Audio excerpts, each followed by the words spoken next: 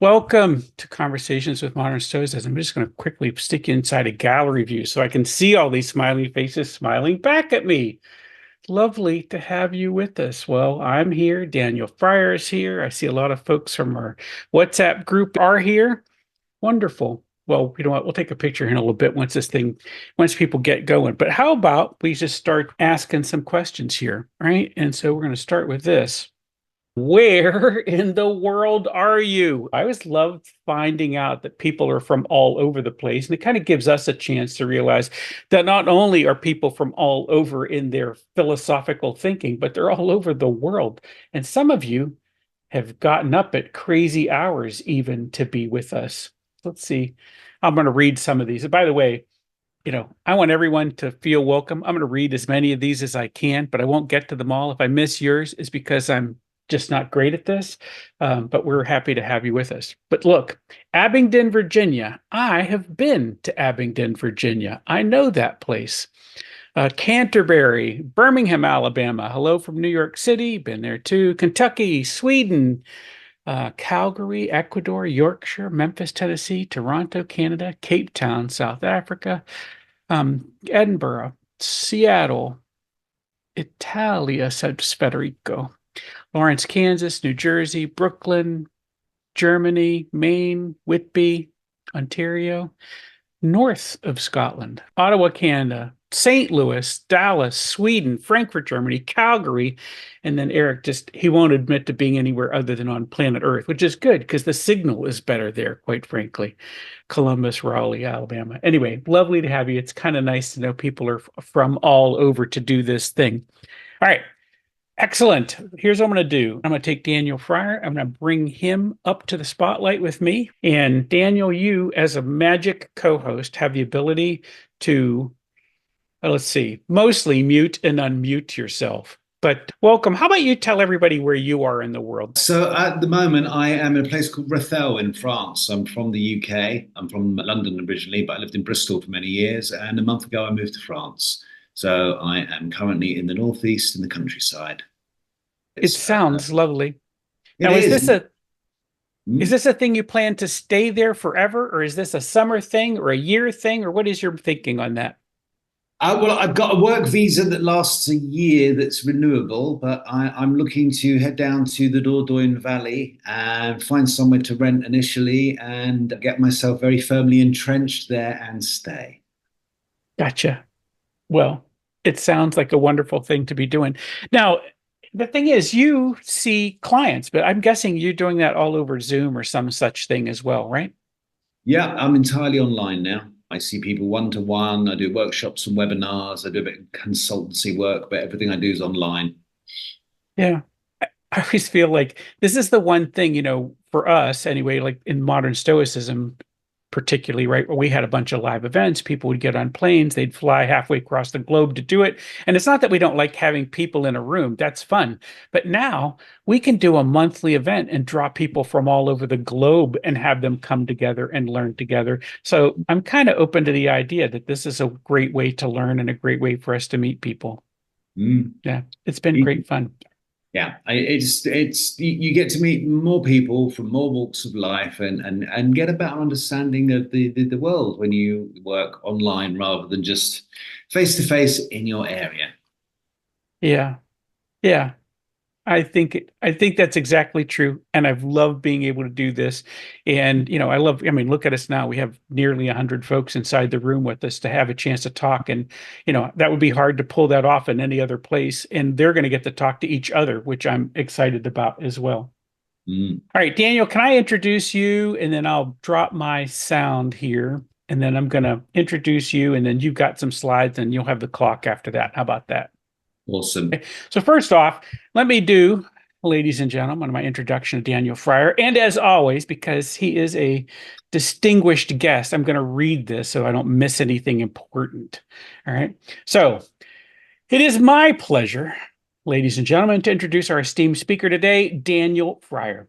With nearly 20 years of experience as a psychotherapist and well-being consultant, Daniel has dedicated his career to helping individuals overcome emotional challenges and life obstacles. He brings a wealth of expertise in rational emotive and cognitive behavioral therapy, as well as clinical cognitive behavioral therapy. Daniel's approach is a clear, solution-focused, drawing from his extensive background working at renowned healthcare institutions like the Priory Hospital, Bristol, Royal Brompton Hospital, and MediCenter's Occupational Health Division. Daniel's area of specialization span a wide range of concerns, including anxiety disorders, work-related stress, anger management, self-esteem issues, chronic pain conditions, and substance abuse problems. He truly understands the complexities of the human experience and has a proven track record of guiding individuals toward greater well-being. In addition to his clinical practice, Daniel is an accomplished author, speaker, and workshop facilitator. Sharing his insights on mental health and well-being through various platforms, he has authored 2 self-help books and provides consultancy services to the hospitality industry. Moreover, Daniel is currently providing consultancy to a mental health app called MindEase, offering his expertise in content and strategy for a platform that integrates rational emotive behavioral therapy, hypnotherapy, and stoicism activities. Ladies and gentlemen, please help me in welcoming Daniel Fryer. All right, Daniel, it's all yours. Excellent. So I'm going to talk for about 15 to 20 minutes on REBT, based on my book, the title of which is on the screen, no need to say it. I was going to talk a little bit about myself, but after that amazing introduction, I have absolutely no need. So we'll devote the rest of the time talking about REBT, what it is, the gist of it, how it bumps heads with Stoicism. I'm sure plenty of you already know what it is. For those of you that don't, you'll be finding out it's all about beliefs.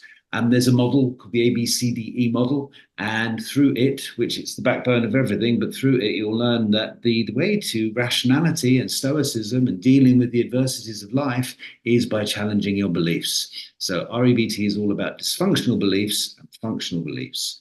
That will take about 15 to 20 minutes. And then after that, Phil will be sending you into the breakout room with a food for thought question to discuss. So let's ignore me. Let's go straight on to REBT. So Rational Emotive Behavior Therapy was developed in the mid-1950s by a guy called Albert Ellis, a bit of an unsung hero in the therapy world. In a poll of peers in America and Canada, he is considered to be the second most influential psychotherapist in history. Number 1 was Carl Rogers. Number 3 is Freud. Albert Ellis is number 2. REBT is actually considered to be the first form of CBT. So it's a form of psychotherapy, but it's not just that. It's also used in coaching, where it's called REBC, or Rational Emotive Behavior Coaching. So it can be used in psychotherapy, it can be used in life and business coaching, but it's also considered to be a school of thought, a philosophy for everyday life. And the reason it's considered to be a philosophy for everyday life is it borrowed heavily from Stoicism, as well as other areas and practices, both spiritual and otherwise.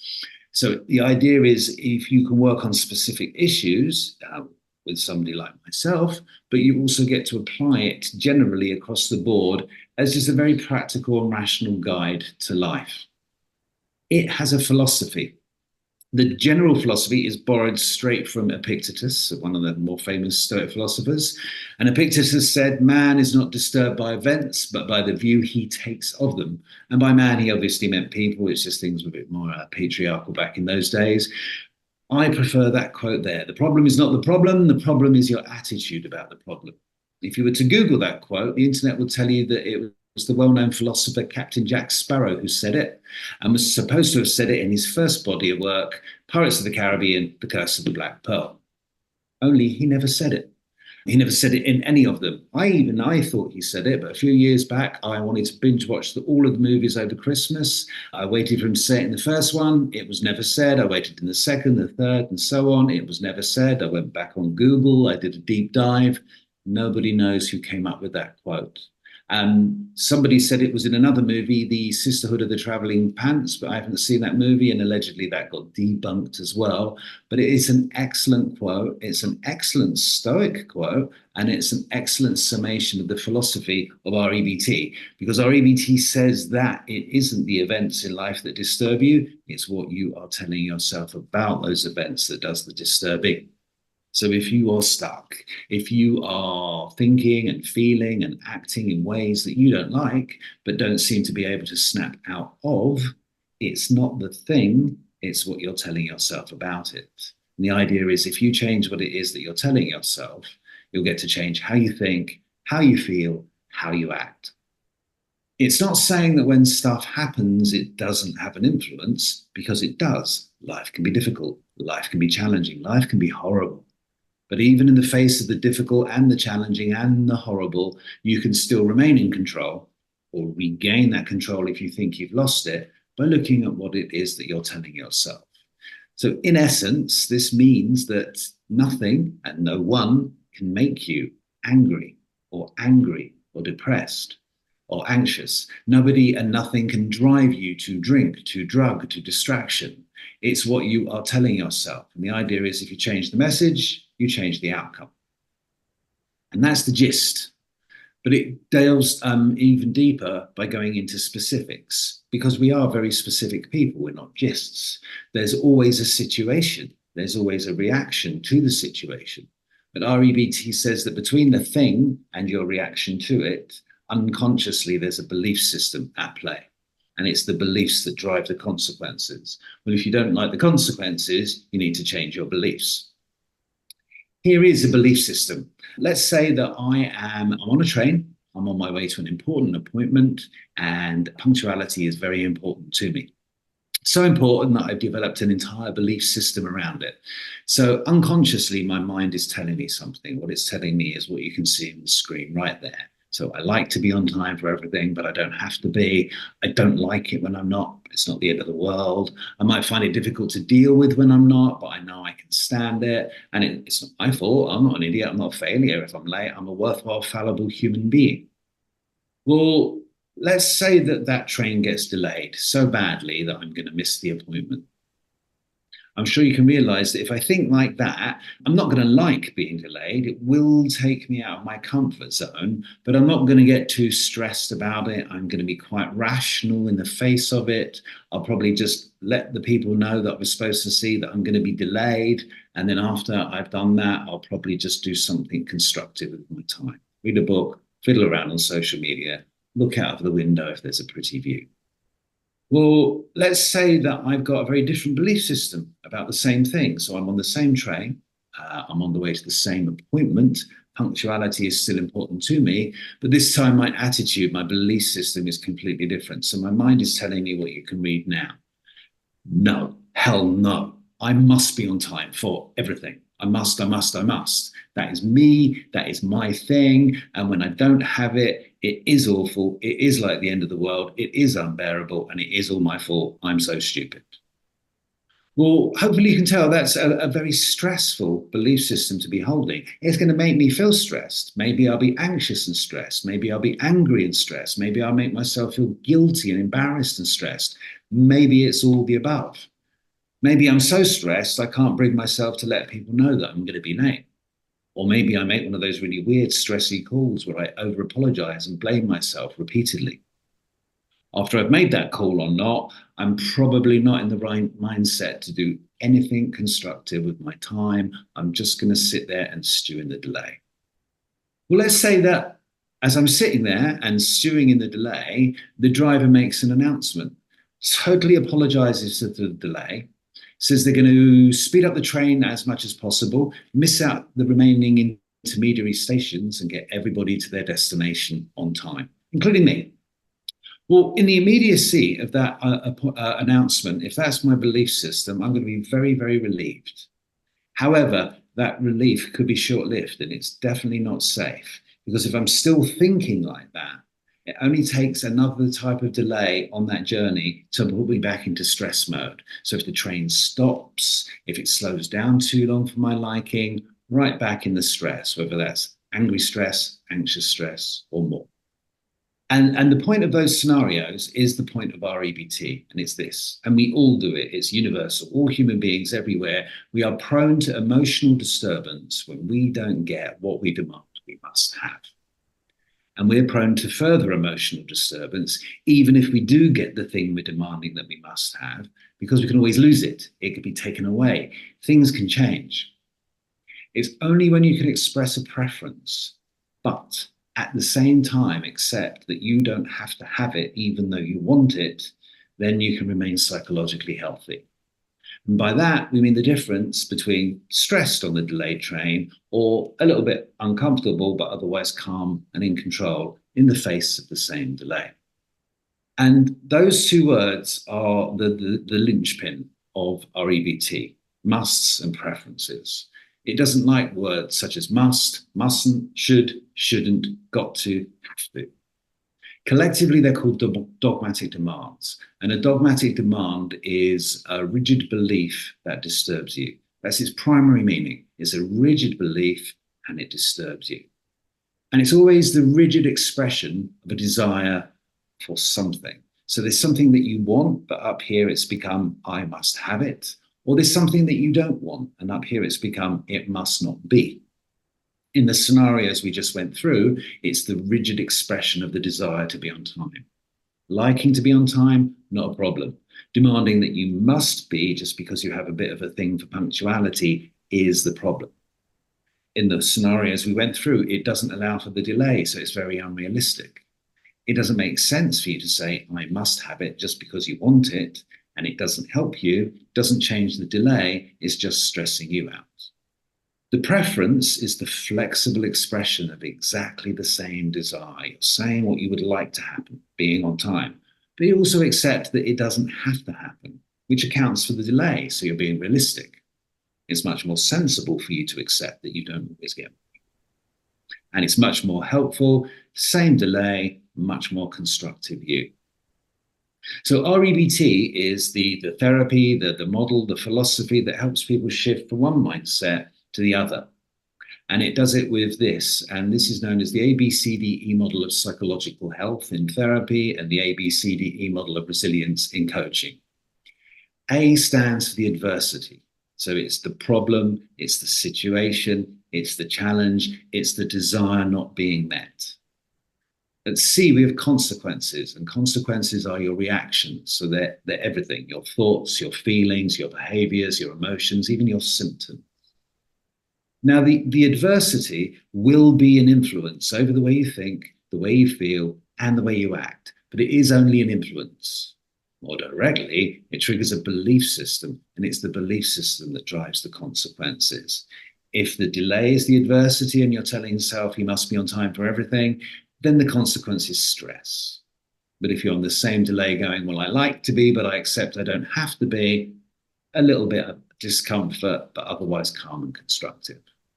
So REBC is all about identifying unhealthy beliefs, formulating healthy equivalents, and then going through a process of disputing those beliefs. That's what the D stands for, disputing. It's a series of exercises that weaken your unhealthy beliefs and strengthen the healthy ones. Bit by bit, you're effecting a shift from one way of thinking to the other. And when you can feel that shift take place, you know you've arrived at E. E means you have an effective, rational outlook. The adversity is still there, but the way you think and feel and act about it has changed for the better. Doesn't mean the end of work on the problem. Once you have that effective, rational outlook, there is a commitment to using those tools of disputing to act in accordance with your healthy beliefs over and over again in the face of all adversity to the best of your ability until at some point you can reasonably assume that behavior, those feelings are now automatic. So musts and preferences are the primary thing about REBT, but the title of the presentation, the title of my book mentions forethoughts. People who hold demands are much more likely to blow things out of proportion. REBT calls it awfulizing, CBT calls it catastrophizing. I like to call it doing a drama because that's what you do. You make things worse than they are. People who hold demands are much more likely to exhibit what they call low frustration tolerance. And in terms of everyday language, this is expressed in terms of, I can't cope, I can't handle it, this is intolerable. And the fourth and final unhealthy belief is the put down. You can put yourselves down. I'm stupid, I'm an idiot. You can put other people down. You're an idiot. And you can put things down. So I could make a mistake in this presentation and conclude that it was completely rubbish. It's like a global negative put-down statement of the self or of others or of things. Those four beliefs or attitudes are all you need to focus on in REBT. Changing those changes everything. Instead of the demand, you want the flexible preference. Instead of orphalizing or doing a drama, it's called anti-orphalizing, anti-catastrophizing. It's a sense of perspective. Things can be bad, but they're never awful. And instead of low frustration tolerance, you have high frustration tolerance. So things can be difficult, things can be challenging, but you can cope, you can stand them. They are not intolerable. They're just difficult. And then finally, instead of the put down, there's unconditional acceptance. There's unconditional acceptance of the self. I'm not an idiot. I'm a worthwhile, fallible human being.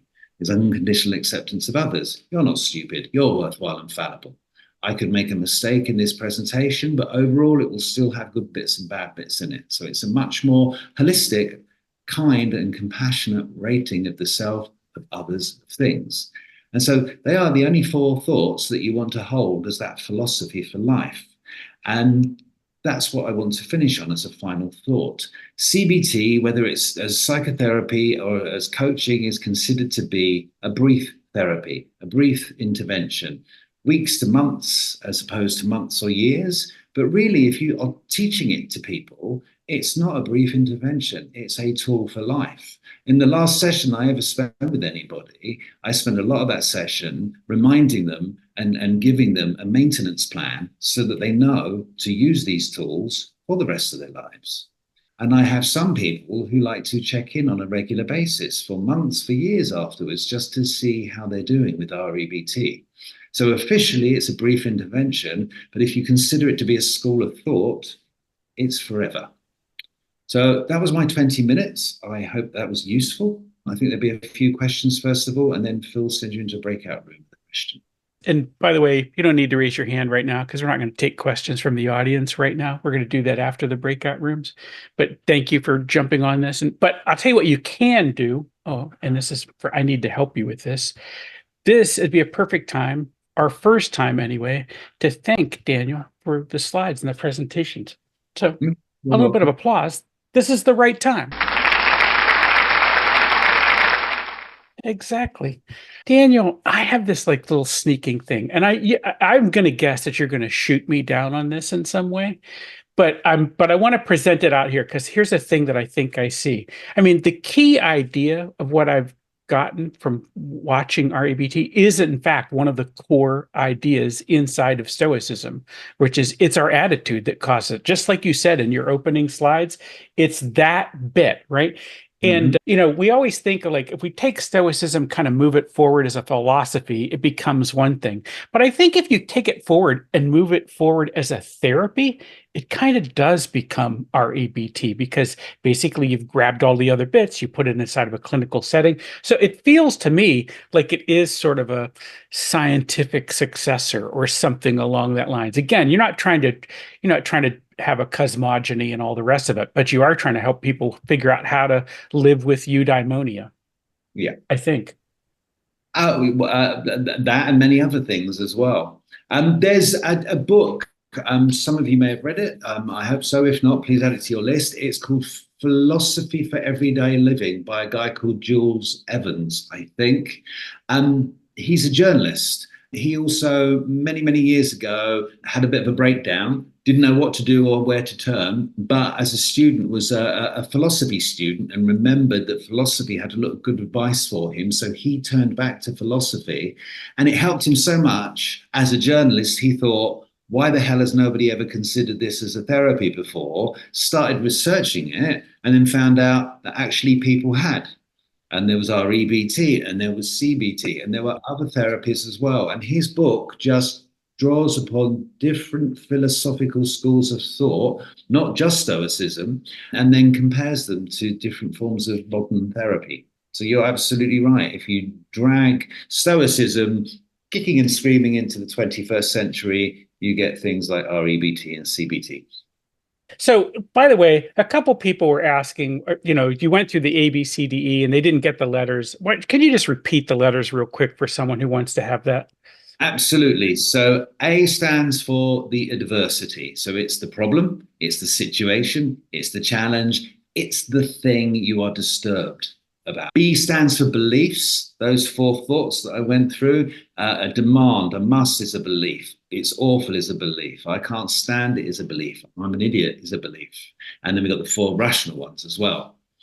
C stands for the consequences of holding those beliefs. So every thought, every feeling, every behavior, every reaction in the face of that adversity will be based upon those beliefs.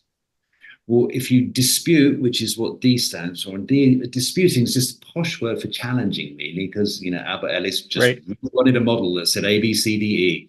Disputing is a posh word for challenging. You challenge your beliefs over and over again to shift away from that unhealthy rigidity and more onto that flexibility. And you do it again and again and again until you feel you possess the effective rational outlook, which is what the E stands for. ABCDE. The things that we're trying to get at, and you outlined those nicely inside the system, but I mean, it's those disturbing thoughts. It's those things that kind of, I can feel a little inconvenienced that the guy cut me off in traffic. But if I go into a rage and I want to get outside and have a conversation with him, which is probably a very unhealthy response, that's the way I know this is probably something for me to engage in something a little deeper and trying to get rid of whatever my irrational belief is that I need to counter this guy or confront him or whatever. Absolutely. I mean, definitely. I mean, to me, anyway, and the essence of Stoicism is, I mean, it's not just that people disturb themselves by the force, but one of the other tenets of Stoicism is that the core of human disturbance is that we try to control the uncontrollable, which really does beg the question, what exactly in life is under your control? But we know what that is, and that's precious little. Most things in life are outside of our control. Some things, if we're lucky, are under our partial control. Right. We've done a bunch of these, right? And almost every time I will explain to people, if you can get this dichotomy of control in your head, it's a superpower. You will feel like you are so much more in control of your feelings about you and the life and the world and so forth than anybody else that's around you, because almost everybody else tries to control the uncontrollable, as you put it, or to control what we say are the things outside of our control, or what Epictetus might have said are things that are not up to us, right? Those things are not up to us. And oh my gosh, if you try to control that cat in front of you in traffic, or the people in front of you in a line, or if you all kinds of situations, which I think the frustrations come easy for us, right? And as I liked yours in the book about bumping into people, and I am that guy that like mutters under his breath when he walks into a crowded room. It's like, listen, should you people not be somewhere else? Did you not have jobs? Can I not just come into the coffee shop without people bumping into me? I love that a lot. You just lean into that example throughout the book, and I just think it's a lot of fun. And I share that problem, so I'm with you. I get it. Hey, we're going to thank you again. And what we're going to do is let's start setting folks up in order to do the breakout room. All right. So I want to put us back into gallery view so that I can see you all. And basically, we're going to ask you a question. First off, let me explain what we're going to do inside of breakout rooms. Remember, this is an opportunity to explore, right? So what I'm going to do is I'm going to take you and put you in small groups. This is probably 5-ish or something like that, kind of depending on how that works out, but it'll be in that space. But I'll put you inside of small groups. I'm going to put you inside a room for 13 minutes or so. And in this case, we're going to ask you to share a particular insight. And actually, we're just going to ask you, what was your biggest insight out of what you've heard so far? You are all timekeepers, so be good to each other, be equal on the time as best as that makes sense to you. Just facilitate in a way that seems like good human beings. I think I've answered every question. All right. You get in the room, you can't see, you can't hear, something gets weird, hit the leave room button, come back to me, and I will take care of you or just sit with you until the time is up. Okay. Daniel, how about you explain to them what you want them to be thinking about? Well, I'm hoping that if not the philosophy, it's not the problem, it's your attitude problem, has formed some insights. But with those four beliefs, those four thoughts, one of them will be core. we will recognize ourselves. So some of you will be going, oh, God, I'm very demanding. Some of you will realize that maybe you're a catastrophizer or somebody that exhibits low frustration tolerance or the put down. Maybe that's the insight. Maybe the insight is something else. But also, if you've read a lot, or some of you have read a lot, some of you read a little bit, some of you beginners, make the connection with Stoicism. What's your connection? What's your insight between the two? Okay. Super. That is what we are doing, friends. Oh, and they come back. Okay, first off, you could see, you could hear, you had conversations inside those rooms. You do that by showing me just a little thumbs up that, yeah, I got that to work, right? Okay, excellent. That's what we wanted to have happen. Now, what we're looking for now is to see if a few folks would like to share what their insights were inside the rooms. We get you to raise your hand, and then I'll bring you up on stage, and we'll do a couple of those, right? Thank you to everyone in breakout room 9. Yes, being nice to the folks inside your breakout rooms is very nice. If you had a good experience, let people know that. This is kind of a social proof thing, but it's also just kind of lets people know what can happen. And by the way, if in fact, don't tell us if your breakout room was a dud, but if it was a dud, you'll be in a different one next time. So maybe it's a different group of people is the actual answer. But we would love to hear a few of you with your insights. And what we want you to do is raise your hands, and then we're going to bring you up onto the stage. I'll get you to unmute. And if you don't mind, tell us your name and where you're from, and then tell us what about your insights. Yes, hello everybody. My name is Christian. I'm originally from Colombia. I live in Frankfurt, Germany. Wonderful. And welcome. Yeah, we just started the Euro Cup yesterday, so we're very much in football mode here. But I just wanted to say I had a wonderful breakout room. So I think it's the very first time that we actually managed to have everybody speak and also finish on time. And I had actually two important insights from some of the people in the room. So one of them was, how do you get to basically, in a way, train yourself or learn how to cope with adversity? And the fact that it is very easy to see ex post what you did wrong or how you thought wrong, but it's so difficult ex ante. And the answer to that was basically practice, practice, practice, practice. And something that I thought was very important or very interesting that came up towards the end of the breakout room was humor. How to keep your sense of humor in challenging situations, and coming back to the practice, how practicing that, training yourself to be able to just laugh at yourself or at the situation, how much of a big help that is. And I think one of us also mentioned social media.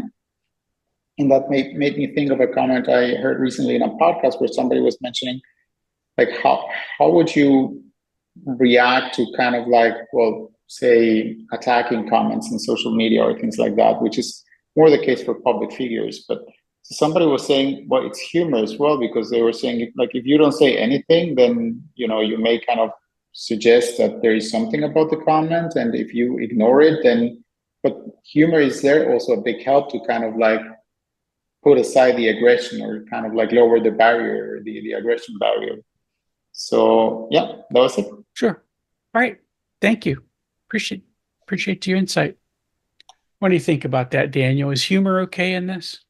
Very, very much so. So Albert Ellis was an advocate of humor. He was a singular wit. You may not get on with his sense of humor, or you might. I use humor a lot in the therapy room. I use humor a lot in my life every day.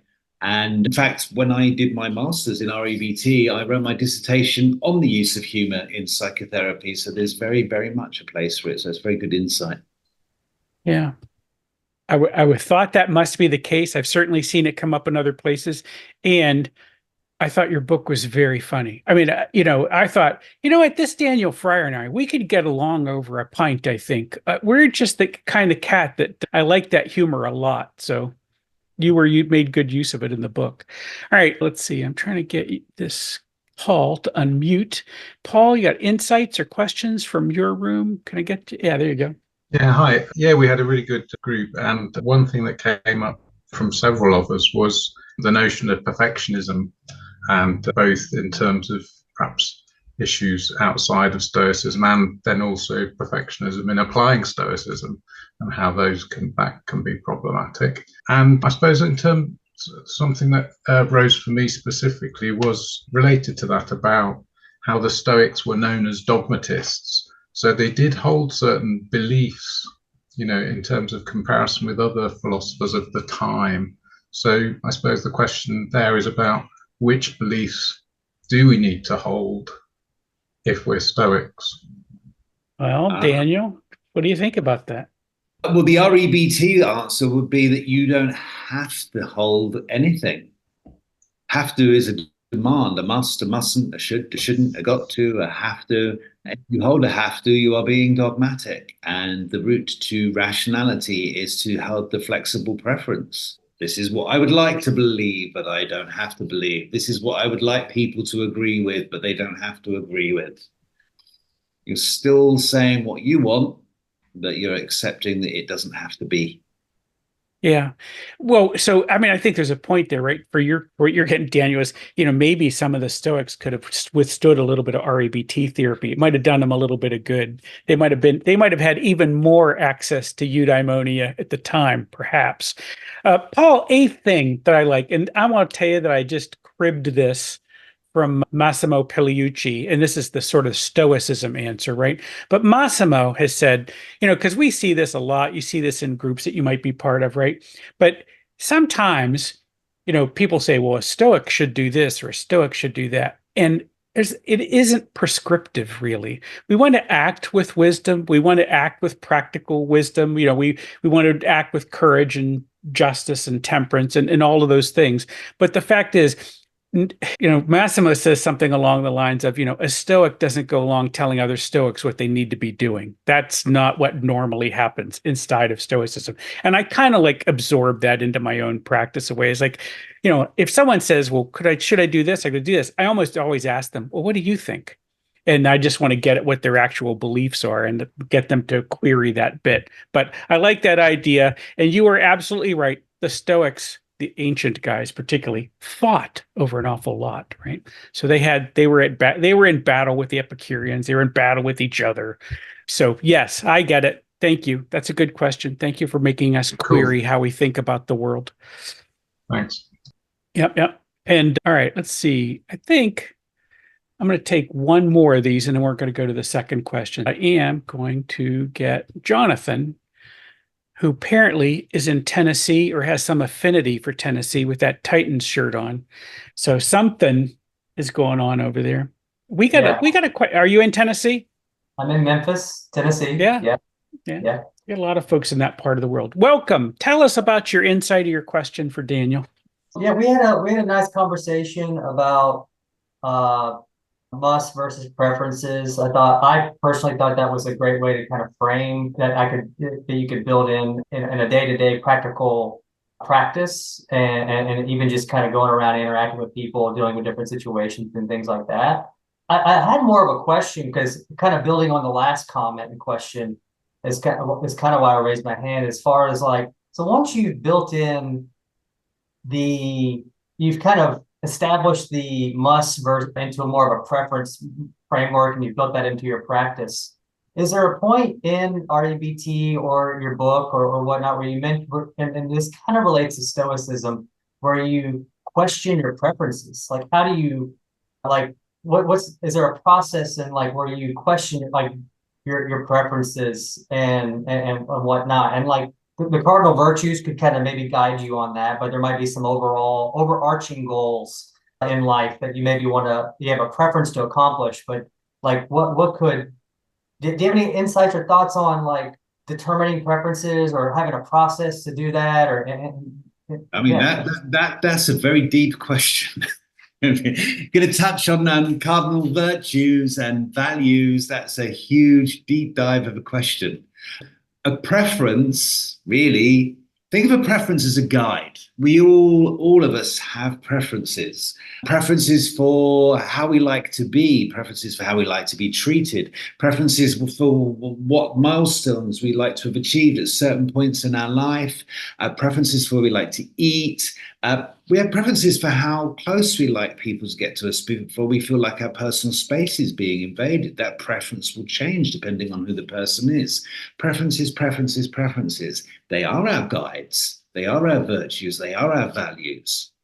And as long as we stick to our preferences, whilst at the same time accepting that we don't have to have them met, we are reasonable, we are rational, we are values-based, we are virtuous, we aim to live good lives.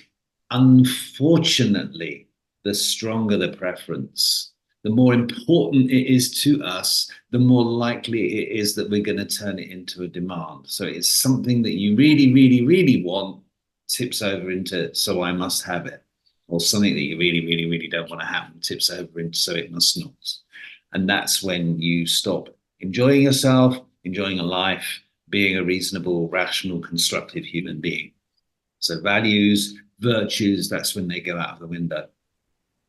Yeah. So is there a next step, Daniel? Because I'm not sure. I mean, inside the framework of REBT, can I be goal driven? Absolutely. Okay. I mean, REBT itself is considered to be solution focused and goal directed. So the very first thing you ask for somebody is, after they've talked to you about why they're here to see you, is great. What do you want to achieve? What do you want to get? Where do you want to be? And that disputing process in REBT is you can put anything in there. Anything. So there are REBT techniques that help to challenge the beliefs and break them down, and they are many and varied. But you can also, I use hypnotherapy in there. I use positive psychology in there. Positive psychology makes a huge deal of strengths and virtues. You can put acceptance and commitment therapy and all the work that you do with values in there as well. Anything that will help somebody's mindset shift from an irrational to a rational, from a non-constructive to a constructive. That's what the disputing process is all about. Helping somebody basically, in essence, change their mind about a problem. Okay. Thank you for that. Jonathan, thank you for that thoughtful question as well. Yeah, I answered it. Yeah. All right. So what we're going to do now is we're going to start up with or head into another breakout room. Daniel, I'm going to share this, and then how about you talk about it for a second while I make sure I get these rooms created correctly. The question we're going to reflect upon in the second breakout room is this: how do you see yourself integrating this into your life? Daniel, what do you want people to have happen here? Yes. So knowledge is one thing, understanding is another. So knowing what to do isn't the same as doing it. So a whole talk, that disputing section could be an entire presentation in and of itself. It could be an entire series of presentations. If somebody comes to see me, it's an entire series of exercises. So I can't talk about it. I can't give the game away. I just wonder what you think you could do to integrate what you've learned here today, how you could put REBT into practice in your life and live your life according to its principles in a way that would affect that change. All right. He's not going to tell you. You're going to figure this out. Where are you going to take this? What do you think are you going to use out of these ideas for yourself, right? Okay. So same rules as before, 12 minutes plus 1 minute. You don't have to hurry back. Thumbs up says you are ready for what is about to happen to you. You agree to the terms and conditions. Longest hair, popcorn style. Can't see, can't hear. Things get weird. Hit the leave room button and come back to me. I will see you back here in 12 plus 1 minutes. Ready? 3, 2, 1, go.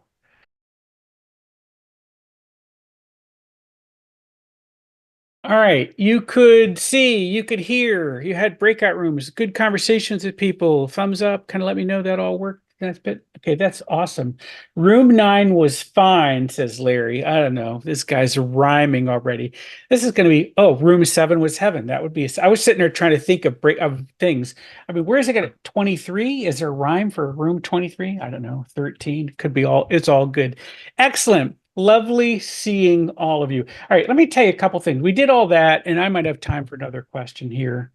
Actually, let's do one, and then I'll ramp us out of here, and then we'll do Q&A after that, or additional Q&A. So remember, we have 5 minutes and change left in this session, but we'll do a little bit of bonus encore. If you want to hang around longer, we'll do that as well. But I will take one question or comment out of this last set of breakouts before I do my end stuff. Does anybody want to raise a hand and tell us something that happened or something they would like to ask a question about of Daniel before we go into the next part?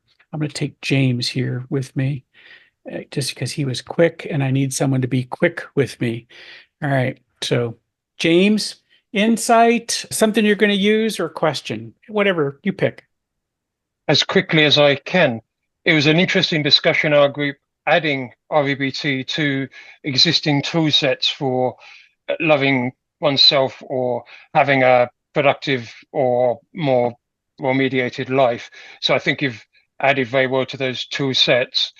In my own case, I'm a sports coach, and there's a trend for using REBT. It's very well adapted to challenging the irrational beliefs that hot-headed athletes often take with them, and me included. If I can keep my pace and ask a quick question, I ask this of every REBT therapist or practitioner: when are we going to come up with a nice short way of saying it? Is it RET or is it REBT or is it REBT till it dies? I'm very REBT adverse, and when I first pitched the book to the editor, they actually discussed putting a frog on the cover because they thought REBT sounded like a frog croak. I don't like the term REBT. I don't really like REBC. As a school of thought, I think it could do with a catchy term, and the only one I've ever thought of was calling it an Elysian school of thought and base it on the man himself. That's the best I can come up with. If you can come up with one better, please do so. I love the idea. Yeah, I love the idea a lot. It's funny because, we don't call Stoics Zenonians, right? But they were called Zenonians as followers of Zeno for a while. But yeah, we didn't do that with either. So I get it. I want a name I can pronounce. This is probably the right time to point out that even Ellis didn't call it REBT to begin with. It was just rational therapy. That was a whole lot easier to say in the beginning. But it didn't stick for lots of good reasons there. Listen, first off, we're going to do a number of things here, but I want to make sure that I got all of your links and so forth into the chat. So if people want to follow up with Daniel, they can. So I've got his Instagram and Twitter and Facebook and LinkedIn. Look at that. We have a speaker who's on LinkedIn. So, you can join if you're that kind of cat that does all of that, and he can connect with him there. You can go to his website and find his books and all of those things. So let's do this thing that we always do here at the end. I am going to give you, the audience, the amazing and awesome power to unmute. I'm going to ask you all to unmute, and I'm going to count you down, and all together, we're going to thank Daniel Fryer for the time that he spent with us here today. All right, so we're going to start like that. Ready? And there's somebody's dog is already in on this. Ready? 3, 2, 1. Thank you. You're very welcome. Thank you, Phil. Thank you. Thank you all for being here. Thank you, Phil. Daniel has said that he would hang around with us a little while longer and answer a few more questions. So if you've got a question, what I want you to do is raise your hand so I know what order to take these in. And that's the way we're going to do it.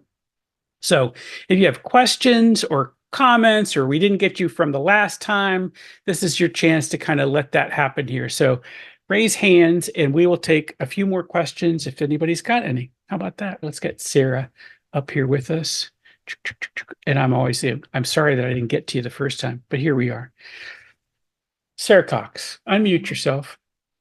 I'm just wondering if there's an ethical interrelational aspect to it. It's obviously about changing the way we perceive problems, and then how can it guide us into relating better with other people? Yes, very good question. That comes through probably what is the most difficult thought of all to master, and that's unconditional acceptance of other people. Oh God, I can't do that, Daniel. Nor can they accept me. So, in my experience, it's quite. You have a challenge if people are self-downing. That's quite a hard battle. If people are other-downing, it's a much harder battle because they're everywhere. And but it is how do you treat other people more kindly and more compassionately? It's just accepting them as the worthwhile, fallible human beings that they are. Okay. Thanks Thank a lot.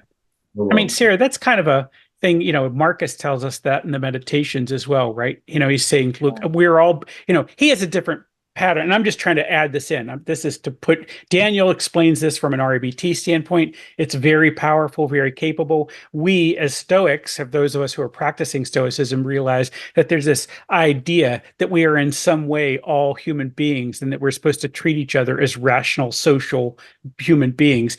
Even when they're knuckleheads, Sarah, we are supposed to be nice to them and not actually say that they're knuckleheads out loud. But that's that bit in there. So I get it. But yes, and I love that. I love the fact that you're thinking about how do we interact with others and how do we treat them well, because that's part of justice as well, right? It's a thing we have to think about. Well, I was thinking about justice, and that gives an ethical framework to Stoicism, which helps me in my relations with other people. If I see someone being treated unfairly, then I feel it's okay for me to step in a bit if I can help. Yeah, right. Very good. Well, thank you for that. And then I see Tim and then Rosine and Jonathan in that order. So I'm going to bring you up and get Tim to unmute. Yeah, Daniel, I have experienced REBT, found it really, really useful. But my question really is, it's how I got into Stoicism, and it kept me sane. The REBC, the coaching aspect of it, how is that different? Could you just say a bit about it? What distinguishes it, if you know what I mean, from ordinary coaching? Not much anymore would be the answer to that one. There has been a big blur, really, between coaching and therapy. So if you were to go on, say, there's a big website called Life Coaching Directory. And if you were to go on that, there are many, many, many coaches that say that they're anxiety and stress specialists, which is really the remit of psychotherapy. Yeah. Psychotherapy is helping what you call the worried world, neurotics. You're helping them deal with their emotional and behavioral problems. Coaches are just supposed to help people through life blocks and challenges, which means that as a coach, really, you can't talk about how people feel, but coaches do. And typically as a therapist, you can't really reference the life block or challenge without trying to find out what the emotional or behavioral problem with it is. But to me, there's been such a big blurring of the two now that they're almost interchangeable. The only thing a coach wouldn't do would be to deal really with complex mental health issues or neurotic mental health issues, but at the severe end of the spectrum. Okay. Yeah. Does that answer your question? Thank you. Yeah. I've worked as a conflict coach and that, so emotion always comes into it. You can't, we're emotional creatures. You can't deal without, right. How can I pretend not to notice that part, right? It's like, I can't do that. Yeah. And I don't know, and it sounds like a UK voice as well, right? So is there a licensure issue, Irish? Sorry. But is there a licensure issue for you in this space? Either one of you? No. Like licensing as a coach or as a psychotherapist. Yeah, because I was going to say therapist, yes. Coach, no. Yeah, that's the thing. As a coach, there's no block, right? There's no. Anybody can be a coach in at least in my American world. Almost anybody can be a coach, even if they have no background of performance. So. I'm not too sure about the licensing. I know that there is a licensing system. I'm not too sure that it's compulsory. I think you can still call yourself a therapist. You won't get insurance though without it. There you go. Yeah. Okay. Super. Yeah. All right. Tim, thank you. Cheers. Yeah. All right. And I'm going to add Rosine up here and get her to unmute. Yeah, there you go. I'm looking for suggestions. I want to have more of a Stoic community and participate in WhatsApp and day to day, then I just don't. So, how would you apply REBT or Stoicism to, what I control is me, why am I not doing it? REBT would say that you are holding some very unhealthy beliefs that are stopping you from doing it. Normally, if you're avoiding something, it's an anxiety-based issue. So the question would be, what are you afraid of? If he tells you anymore, he has to send you a bill. In terms of time, I'm always afraid I haven't done everything I need to do, and I should do it first. Is that? There we go. And there's the should. I should have done more. I should have done all this. I should have done all that. What's preventing you? Rather than going, well, I wish I had done it, but, I didn't. I can still participate. Yeah. All right. Thanks. Thank you, Roji. Appreciate seeing you. We're going to go to Jonathan and then Michael after that. There's Jonathan again. And let's see if I can get him to unmute. There we go.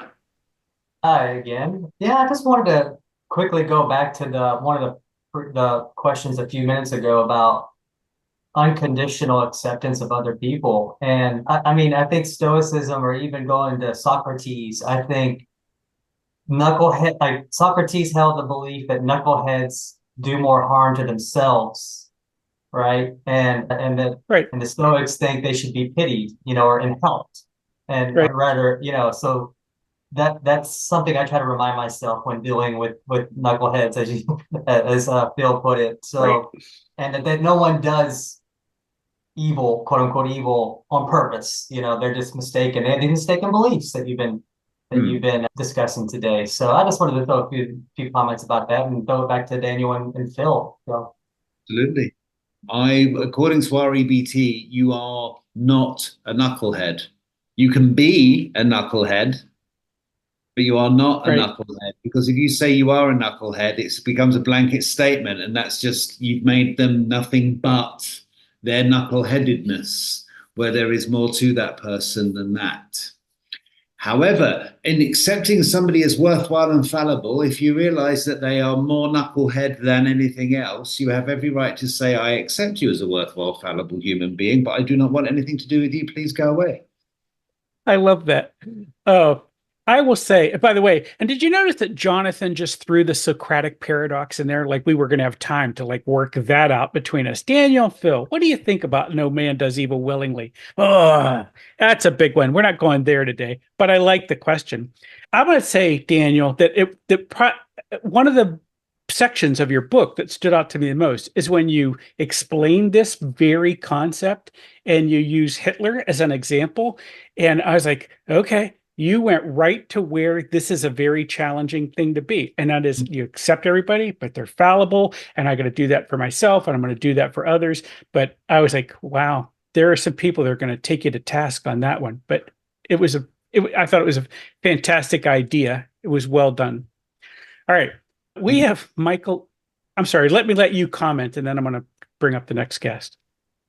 Yeah, no, I was going to say thank you. And the reason I went there in the book is people do that in the room. People beat themselves up, and you try to help them to understand worthwhile fallibility, and they will bring Hitler up, or mass murderers up, or serial killers up. And it's just like, why are you comparing yourself to Hitler?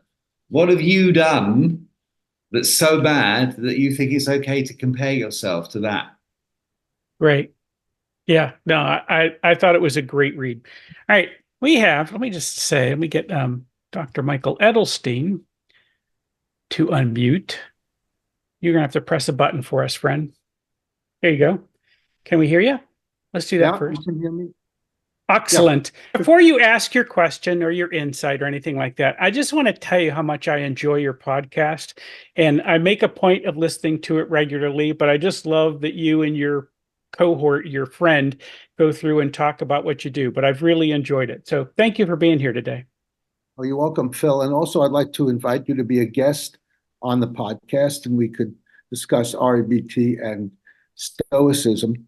I think it would make a good podcast. Sure. Super. And I'd like to thank you and Daniel very much for arranging this. I found it very, very enjoyable. And I've never been in a room with so many like-minded people before.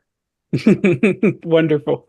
Do you have a question or insight, or tell us what's up, Mark? What can we do with you? Yeah, so I have an insight, and that is to the ABCDE model, I've added F. F is your new feeling or behavior that comes from E, from your effective new thinking. So then you can say, B causes C, your irrational belief causes your undesirable emotional consequences, and E causes F. Your more rational, effective thinking causes new feelings and new behaviors that are more functional. Yeah, absolutely. I've read papers on that, I believe. Were they yours? Maybe. But absolutely right. Yes, some people have advocated for the ABCDEF model of psychological health or resilience. Absolutely right. That effective rational outlook does indeed lead to more rational, more helpful, more constructive feelings. Yeah, thank you. Yeah. No, I like that. It because the thing is, I mean, I guess in the way the model that Ellis, I'm leaving you up here for a second here, but in this, the way Ellis had it, right? So you would have the irrational belief and you're replacing them with a rational belief is what happens in the end, which is how you get to the new F, right? That's kind of what we're trying to get done. And the thing is, I love that it's like laid out in 6 letters, or 5 letters, however. It's so simple, but it's not, because we get really attached to those beliefs, and that's what you're here with a D, trying to help us dispute those and figure it out. Yeah, I had a thought about the word replacing, which I don't think accurately describes what's going on. So since all musts and shoulds come from preferences, when you eliminate the must, then underneath that is a preference. So it's not a matter of replacing it, it's a matter of eliminating the must, and then you have the preference underneath that. Yeah. Absolutely. No, that's great. Thank you. And I'm going to accept your offer to show up sometime and hang out with you, because I think that would be fun. So thank you for being here today. You're welcome. Yep. All right. Any more hands? I don't know if I missed some. There was a question, by the way, in the chat as well. Do you want to address that one? The victims of abuse? Because it's a very important question, actually. So victims of abuse will not find it helpful to be told that the abuser is a worthwhile but fallible human being. So how does REBT help the abused? Number one, you never tell. You never tell. You help people to understand. You don't tell them. You're not there to lay it on thick with the trowel and assume a position of authority. You help people to understand. And it's about letting yourself off a hook. And there will be self-blame in there, but there will be other blame as well. The abuser, 9 times out of 10, will not care about you whatsoever. They may be several abuse victims further on than you, who knows, but they don't care. However, if you want to move on from what has been an exceptionally horrible circumstance, the only way to do that is to accept that they are a worthwhile, fallible human being who did a really, really, really horrible thing.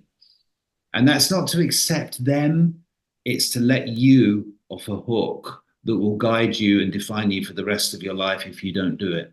But you do that very, very gently, very, very tactfully, with as much compassion and empathy as you can, because it's a very difficult subject to tackle. So, excellent question. No, great question. And you know, I was thinking that's the gold nugget. You just left a gold nugget for me here, which is we're not telling. And, you know, we're not there to lay that on thick. We're trying to help other people understand where they are, you know, and it's like my friends always look at me and they'll go, don't ask Phil anything. He's just going to ask you another question.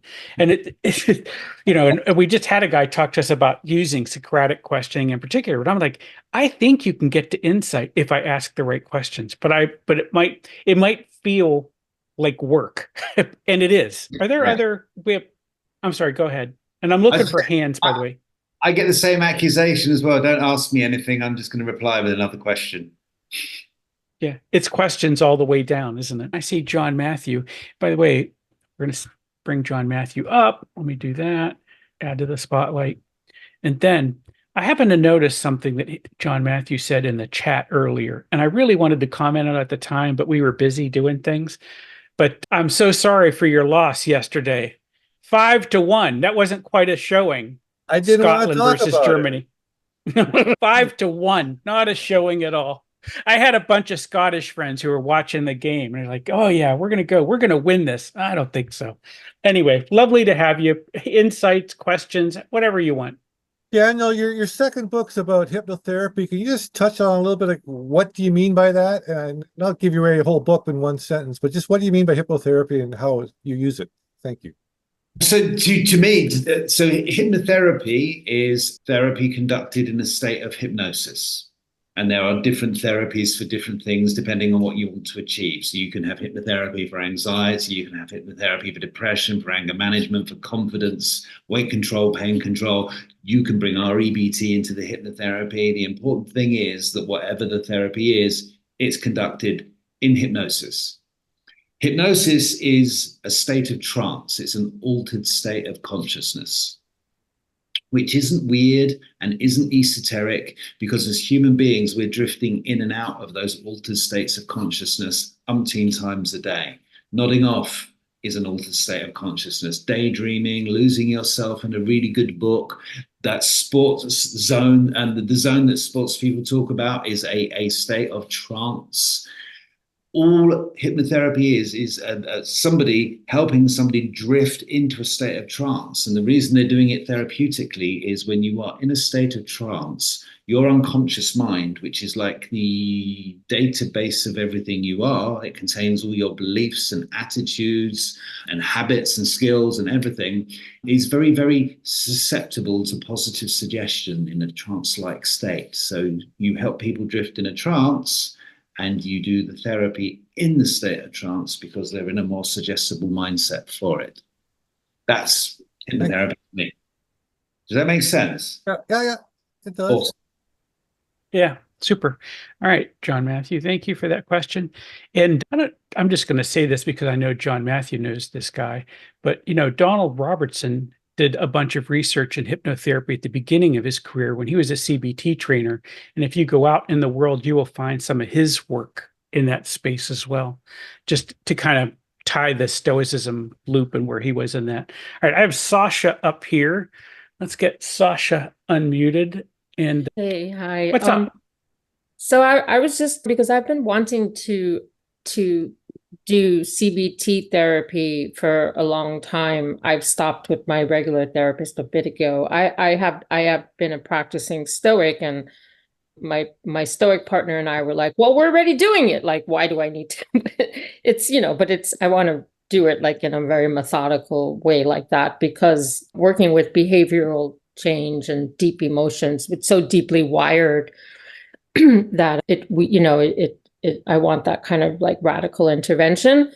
And I guess I was just wondering, like, I know that Rational Emotive Behavioral Therapy came from Albert Ellis and directly from Stoicism, and I believe CBT, but I mean, is there like a difference, or is one more closer to Stoicism than the other, or? So they're similar, but different, and they both borrowed from Stoicism, definitely. For me, the difference is the philosophical element. REBT has it, CBT doesn't. It's more empirical. So CBT is about symptom management through scientific testing. Mm-hmm. For instance, let's say that you thought people didn't like you. A CBT therapist would say, well, that's a very interesting proposition. Let's come up with an alternative hypothesis. More people like you than you think.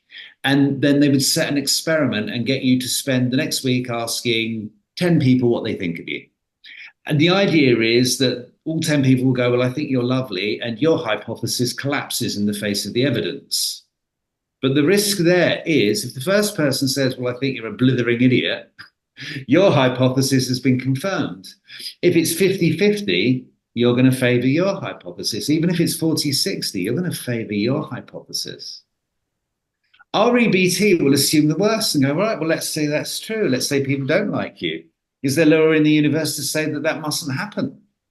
Is it awful? Is it unbearable? Does that mean you are unlikable? And it would challenge those beliefs so that you end up thinking, okay, well, I hope they don't, but they can. I won't like it. It's not awful. It's difficult. I'll deal with it. I'm still a worthwhile, fallible human being. When you believe that, you don't even need to conduct the experiment. So CBT is primarily scientific, not exclusively, primarily to my mind. REBT has got the scientific element, the philosophical, the logical, the pragmatical. It's a fundamental shift in the way you think. Oh, that's very, very helpful. I didn't know that. I'm really glad I asked. Yeah. Also, I couldn't be in this and not say that I have a story because I met Albert Ellis. Because I'm from New York City, and so it's no wonder that I'm a practicing Stoic now, but when I was 17, I was fascinated by REBT. So I went to his institute and I watched one of his live. He would do, I'm sure you know that Albert Ellis would do these. He would take a volunteer from the audience and bring them on stage. And then he would do a session. And it was very interesting. So I had to just share that story. Yeah, thank you. Wow. That would be fun. Yeah. All right, Sasha. Yeah, thank you for that. So I'm gonna bring up another here. I'm gonna bring up Kevin, and then I'm gonna bring up Michael one last time. But I put a question inside the chat for you, Daniel. This was a note from Tim LeBon, who is also on the board of Modern Stoicism. And he was interested and excited about all this, but couldn't be here today. And he had sent me this note and questions. And I thought, I'm just going to let Daniel reply to this if he's got something something he could respond to this. Oh, that is a very, very deep question, isn't it? So it's interesting how REBT therapists are in general more interested in Stoicism than CBT therapists. I think that depends on the therapist, absolutely. I mean, I worked in a psychiatric hospital setting that had a big team, and there were integrative therapists, and there were CBT therapists, there was me as an REBT therapist. Stoicism was a thread between all of us.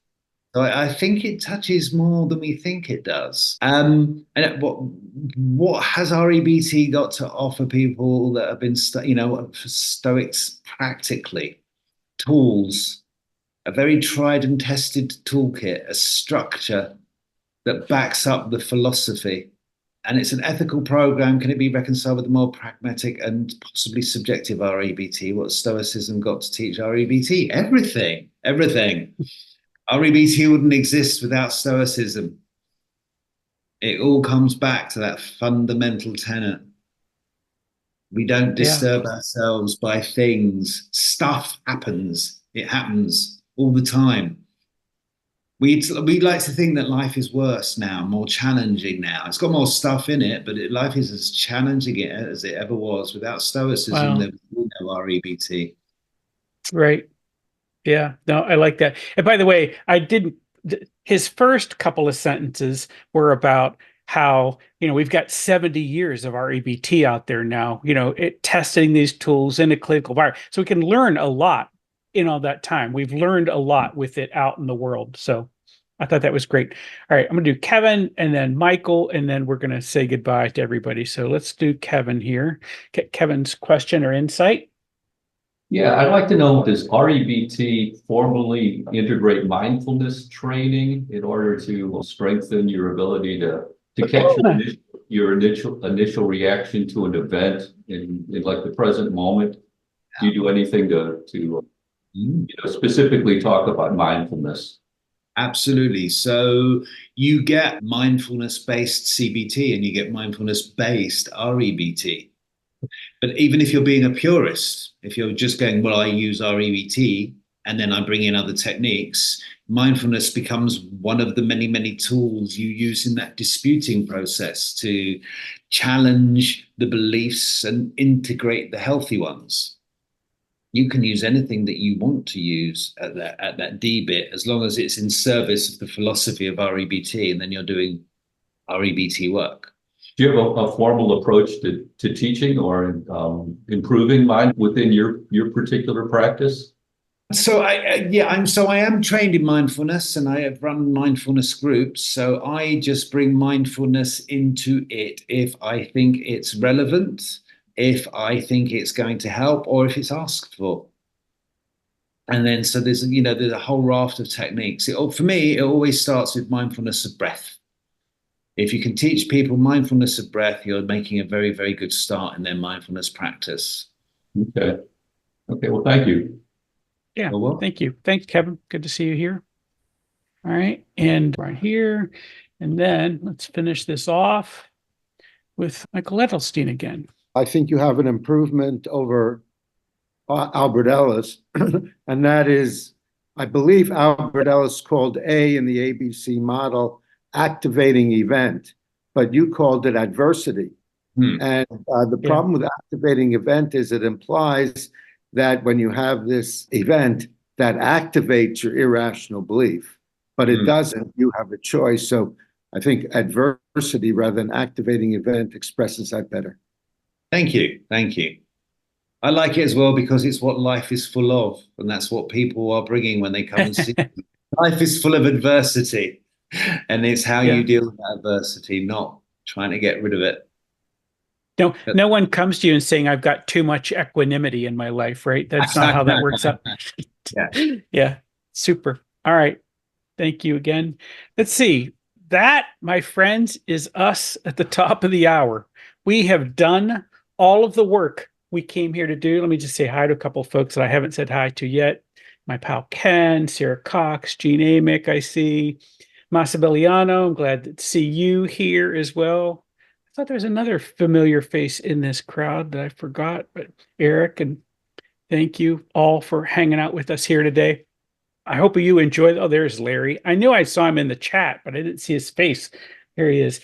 Thank you all for hanging out. Thank you for being part of this. I hope this is useful and meaningful to you, and that's what we're trying to make happen, right? We're trying to help figure out how do we live this life with some equanimity, with some eudaimonia. How can we be an excellent human being and be excellent to each other? And hopefully this is one more step along each of our paths, as we are, as my friends will tell you. Say that again, Daniel. I like it that you quote Bill and Ted at the end, be excellent to each other. That just might be hidden back in my mind, but that is exactly what we're up to, right? Being great and excellent human beings, and we're doing that with each other.